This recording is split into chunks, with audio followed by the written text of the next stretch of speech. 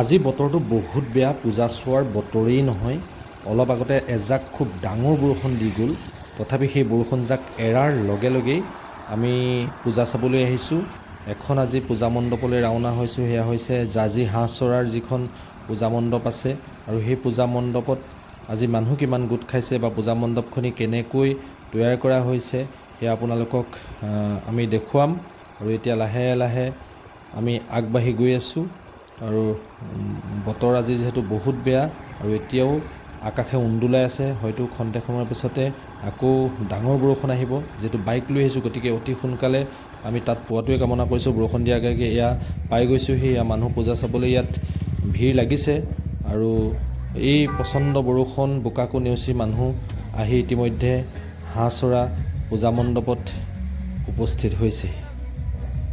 আজি ডাৱৰীয়া বতৰ, পূজা চাবলৈ আহিছোঁ। আজি এখন বিশেষ পূজা মণ্ডপ আপোনালোকক আমি দেখুৱাম। ইমান বৰষুণ, ইমান এটা বোকা বোকা পৰিৱেশ, তাৰ মাজতো এখন সুন্দৰ পূজা মণ্ডপ আপোনালোকক দেখুৱাবলৈ গৈ আছোঁ। এয়া হাঁহচৰা পূজা মণ্ডপ। ইয়াত সাংস্কৃতিক সন্ধিয়াৰো আয়োজন কৰা হৈছে, আৰু গায়কে ইয়াত গীত পৰিৱেশন কৰিছে। ৱাও, কি এক সুন্দৰ মনোমোহা পৰিৱেশ আপোনালোকে লক্ষ্য কৰক। গোটেই মানুহ ইয়াত ঠাহ খাই আছে, আৰু কি এক ৰাক্ষস সদৃশ মণ্ডপ তৈয়াৰ কৰা হৈছে। ভয়ানক দৃশ্য আপোনালোকে প্ৰত্যক্ষ কৰক। কি একদম সুন্দৰ, যেন ৰাক্ষসৰ পেটৰ ভিতৰলৈ সকলোখিনি সোমাই গৈছে। তেনেকুৱাকৈ এই মণ্ডপটি খুব আটক ধুনীয়াকৈ সজোৱা হৈছে। এতিয়া আমি লাহে লাহে মণ্ডপৰ ভিতৰলৈ সোমাই যাম। এয়া সঁচাকৈ খুব এক শলাগিবলগীয়া বিষয় যে ইমান সুন্দৰভাৱে এই মণ্ডপটি তৈয়াৰ কৰা হৈছে। আৰু লাহে লাহে আমি ৰাক্ষসৰ মুখেদি ভিতৰলৈ সোমাই গৈছোঁ। ভিতৰখনো খুব সুন্দৰভাৱে সজোৱা হৈছে, খুব ধুনীয়াকৈ। আৰু অহা আহিছে, যোৱা গৈছে, সকলোৱে দেৱী মাৰ ওচৰত এতিয়া আশীৰ্বাদ ল'বৰ কাৰণে চিন্তা কৰিছে, যাতে তেওঁলোকৰ আগন্তুক দিনবিলাক শুভ হওক। আৰু আমিও এতিয়া দেৱী মাৰ ওচৰলৈ যাম, আৰু তেওঁৰ পৰা আমি আশীৰ্বাদ ল'ম।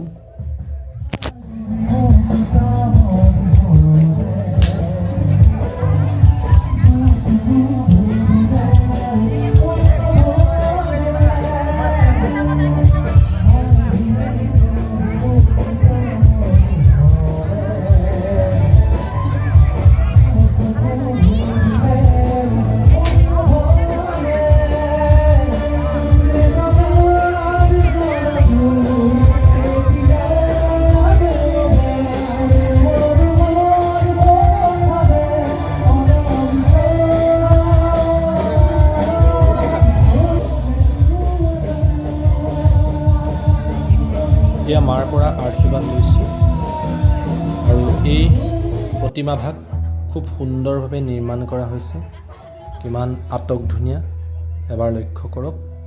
আৰু সকলোৱে এই দেৱী মাৰ আশীৰ্বাদ ল'বৰ বাবে এই পূজা মণ্ডপলৈ আহিছে।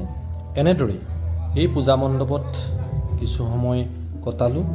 এক সুন্দৰ পৰিৱেশৰ মাজত থাকি ভাল লাগিল। দেৱী দুৰ্গাই যেনেকৈ মহিষাসুৰক বধ কৰি শান্তি স্থাপন কৰিছিল বা দুৰ্গতি নাশ কৰিছিল, ঠিক সেইদৰে বৰ্তমান সময়তো এই দুৰ্যোগবোৰ যাতে নাইকিয়া হৈ যায়, তেনেদৰে নিপাত হৈ যায়, সেইটোৱেই কামনা কৰিছোঁ। আৰু লাহে লাহে বাহিৰলৈ ওলাই আহিছোঁ, যিহেতু বাহিৰত সাংস্কৃতিক সন্ধিয়া চলি আছে, গায়কে গান গাই আছে।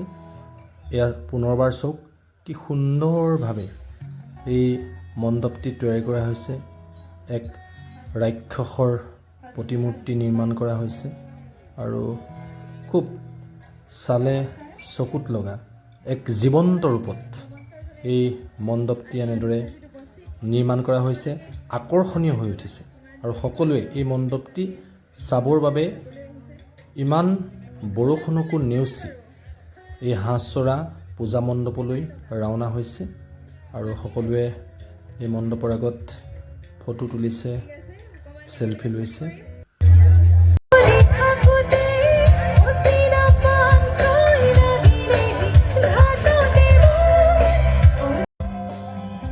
এনেদৰে বহুকেইজন নতুন প্ৰজন্মৰ উদীয়মান গায়কৰ দ্বাৰা এই সাংস্কৃতিক অনুষ্ঠানটি উজ্জীৱিত কৰা হৈছে আৰু তেওঁলোকে সুন্দৰ সুন্দৰ গীত পৰিৱেশন কৰিছে আৰু পৰিৱেশটো এক জীপাল কৰি তুলিছে। ইয়াৰ পাছত আমি এতিয়া তিয়ক অভিমুখে ৰাওনা হৈছোঁ।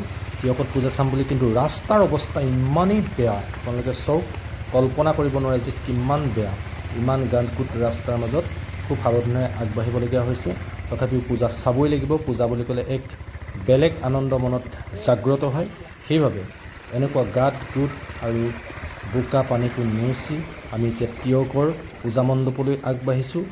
কি হয় ভগৱানে জানে, যিহেতু বতৰৰ অৱস্থা সাংঘাতিক বেয়া, হয়তো বৰষুণ আহি যাব পাৰে, হয়তো আমি নাপাবগৈও পাৰোঁ তিয়কৰ পূজা মণ্ডপ, হয়তো বাটতে আমি বৰষুণত তিতিবও পাৰোঁ।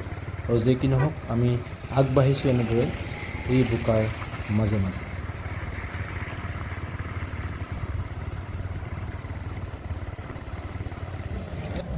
ইয়াত তিয়ক পাই গ'লোহি, কিন্তু আহি গ'ল বৰষুণ। বৰষুণে আজি চাগে পূজা নচুৱাব। ইমান সাংঘাতিক বৰষুণেও পূজাৰ আনন্দ ম্লান কৰিব পৰা নাই। সকলো হিলদল ভাঙি পূজা চাবলৈ আহিছে। বৰষুণত তিতি হ'লেও সকলোৱে পূজা চোৱাৰ হেঁপাহ আছে। আৰু এয়া মানুহখিনি বৰষুণৰ পৰা ৰক্ষা পাবৰ কাৰণে এয়া দোকানৰ আগত ভিৰ লাগিছে। এয়া দেখিছে কেনেকৈ বৰষুণ আহি গৈছে তৎক্ষণাৰ ভিতৰত। মাজতে অলপ সময় এৰি হয়তো অলপমান সকাহ দিছিল, কিন্তু এতিয়া নহ'ব। এতিয়া বৰষুণ লাহে লাহে ডাঙৰ হ'ব। কি কৰোঁ এতিয়া, ক'লৈ যাম, উপায় নাই। এখন চাহৰ কেফেত সোমাইছোঁ, একাপ চাহ খাই লৈ ভাল হ'ব। এইকেইজনে আকৌ যি ধুনীয়া হাঁহি মাৰিছে, তেওঁলোকে অলপ আজি কিবা এটা আনন্দ লাগি আছে মনটো। ইয়াত দেখুৱাইছে যে আপোনাক বাকী দিবলৈ মন যায়, কিন্তু বাকী দিলে আপোনাৰ স্মৃতি শক্তি দুৰ্বল হোৱাৰ সম্ভাৱনা আছে। গুড, বৰ ধুনীয়া লিখিছে। এয়া চাহ আহি গ'ল, গৰম গৰম চাহ খাই লৈছোঁ। অলপ বৰষুণত তিতিলোঁ, সেইকাৰণে চাহ কাপে নিশ্চয় বহুতকণ সকাহ দিব। সকলোখিনিয়ে এই কেফেতে আশ্ৰয় লৈছে, কেফেৰ সন্মুখত ভিৰ কৰিছে।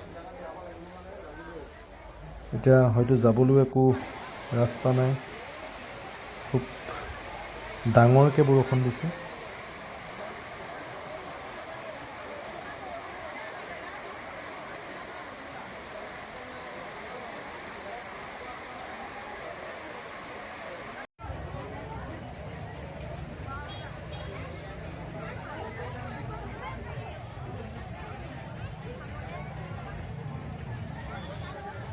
অলপমান বৰষুণ এৰিছে, সকলোৰে মনত এটা আশাৰ ৰেঙনি। এয়া চাওক, ৰাস্তাৰ ওপৰত কিমান পানী জমা হৈ গৈছে।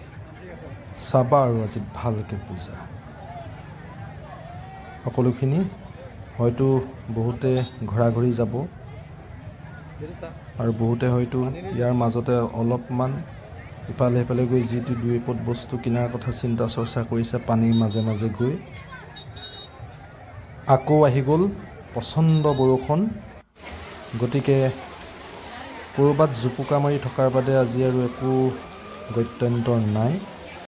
ভিডিঅ'টো যদি চাই ভাল পালে তেনেহ'লে লাইক আৰু ছাবস্ক্ৰাইব কৰি দিব।